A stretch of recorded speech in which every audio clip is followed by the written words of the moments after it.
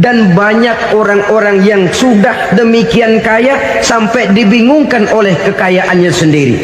Telusurilah kehidupan David Rockefeller misalnya, Henry Ford misalnya, Adnan Khashoggi misalnya, multi jutawan yang kadang-kadang dibuat keder oleh kekayaannya sendiri. Pantas ketika Imam Ali ditawarkan orang, "Ya Ali, kalau kepadamu disuruh pilih ilmu atau harta, kau pilih mana?" Ya jelas pilih ilmu dong. Kenapa? Pertama, ilmu kalau kita berikan kepada orang lain tambah. Tapi harta kalau kita berikan kepada orang lain kurang. Saudara punya uang 10.000, dibagi orang 5.000, jelas uang saudara berkurang.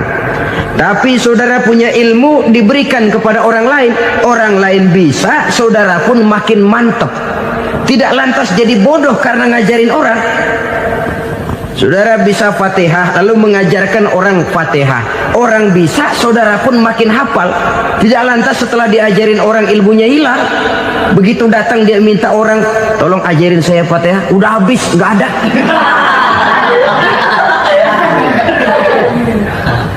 Yang kedua kata Imam Ali, ilmu menjaga kita. Kalau harta kita yang harus jaga. Makin banyak ilmu makin terpelihara diri seharusnya. Tetapi makin banyak harta makin bingung kita jaganya. Sampai kadang-kadang kalau perlu seluruh keliling rumah dipasangi alarm. Belum cukup disewakan anjing besar-besar, pasang di depan pintu, awas anjing galak. Masih belum cukup juga cari centeng tukang-tukang kepruk jaga rumah. Masih terasa belum aman padahal rumahnya dikelilingi tembok besar. Di balik tembok ada pintu-pintunya tebal. Di balik pintu itu terbuka masuk kamar, kamar pun ada pintunya pun kuat. Masuk ke dalam kamar ada lemari, lemarinya pun pintunya kuat, dikunci, kuncinya pun kuat. Tapi terhadap seluruhnya yang timbul cuma sekedar was-was saja. Kesimpulannya sekali lagi, tanpa harta orang memang sulit untuk bahagia. Tapi harta semata-mata tidak merupakan jaminan orang akan bahagia. Dengan hati yang luas, itu modal utama untuk mencapai kebahagiaan hidup. Orang yang hatinya luas, saudara-saudara, punya hati yang lapang, melihat kenyataan hidup ini, dia bersyukur senantiasa kepada Allah. Lantas tidak timbul hasud dan iri hatinya. Oleh karena itu, jiwanya selalu lapang. Kalau tidak, cupik hati namanya. Dangkal pandangan, tidak senang melihat orang lain dapat nikmat, dan itu sering dijadikan contoh. Kalau orang yang lapang dada, dia lihat tetangganya beli TV baru, dia berkata, "Alhamdulillah ya, tetangga kita beli TV, mudah-mudahan kita bisa ikut nonton." Lapang dadanya. Tapi orang yang sempit hati, lihat tetangga beli televisi, meriang.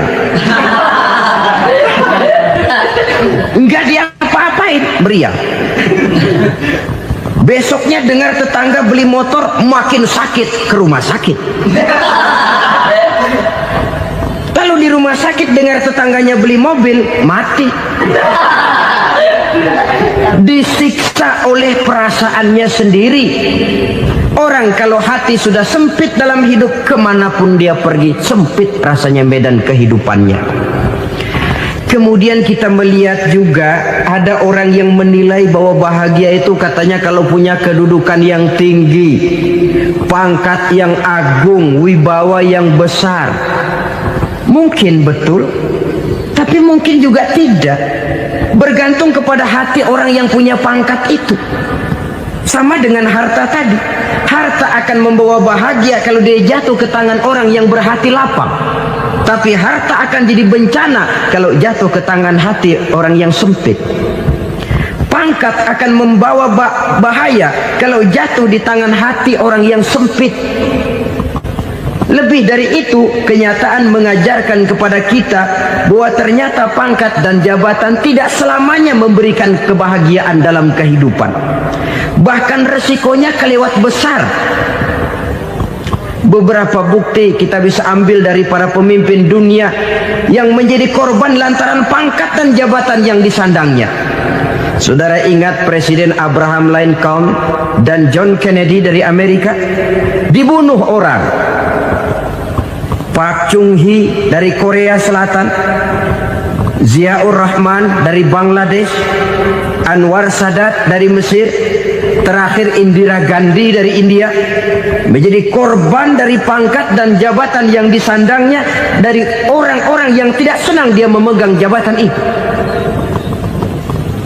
Dia akan mudah mengundang bencana, sehingga pantas kalau seorang presiden terkemuka Amerika, Harry Truman namanya, dia mengatakan jabatan presiden itu, kata dia, seperti orang nunggang macan, naik macan. Harus kita taiki, kalau enggak dia bakal nerekam kita, ngeri katanya.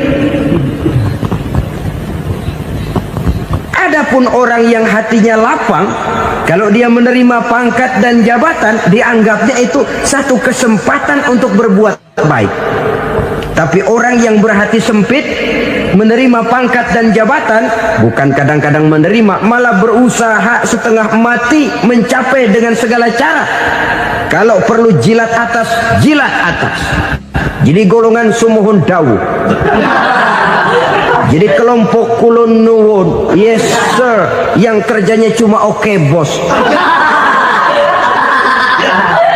Kalau perlu jilat atas, jilat atas. Kalau perlu injak yang bawah, injak yang bawah.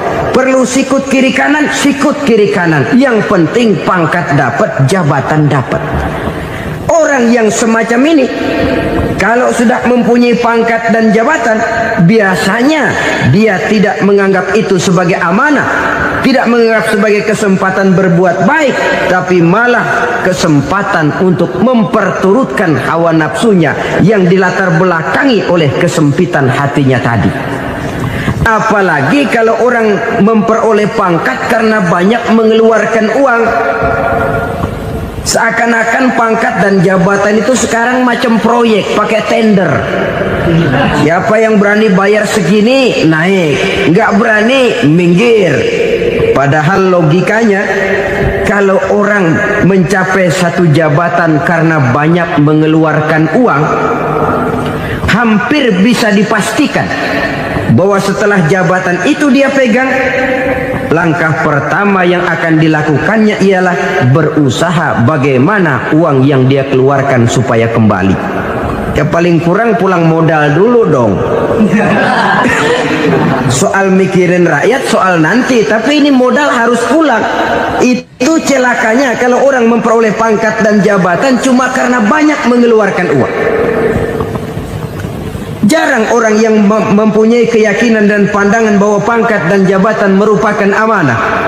Jadi sekali lagi, pangkat dan jabatan mungkin saja membawa kebahagiaan kalau jatuh ke tangan orang yang berhati lapang. Tapi bisa jadi bencana kalau dia jatuh ke tangan orang yang mempunyai hati yang sempit. Dan lagi-lagi stresnya hati yang lapang.